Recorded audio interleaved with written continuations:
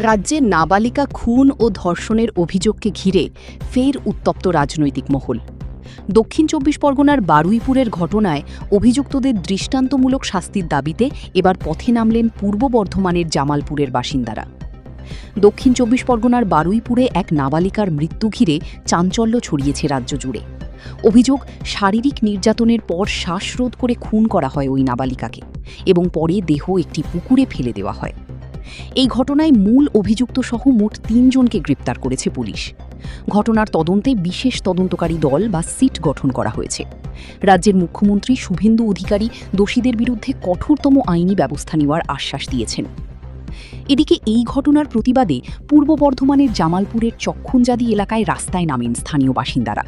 হাতে পোস্টার নিয়ে গ্রাম পরিক্রমা করেন তারা।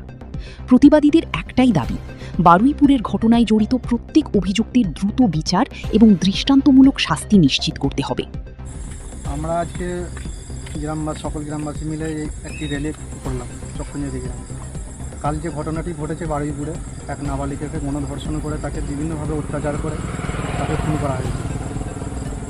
আমরা এটাই চাইবো যে অপরাধীদের যেন উপযুক্ত শাস্তি পায়। তারা এমন শাস্তি যে সরকার আইন তৈরি করুক, এটাই চাইবো যে এসব ঘটনা ঘটানোর আগে যেন মানুষ একবারও ভাবে যেন ভুল করে এইসব ঘটনার একটিও না ঘটে। সরকারের কাছে এটাই দাবি করছি যে শাস্তিটা এমনভাবে করা হোক, আইনটা এমনভাবে তৈরি করা হোক যাতে এসব ঘটনাটি ঘটাবার আগে মানুষ যেন ভাবে। প্রতিবাদকারীরা বলেন, নারী ও শিশুদের নিরাপত্তা নিশ্চিত করতে প্রশাসনকে আরও কঠোর ও দ্রুত পদক্ষেপ নিতে হবে।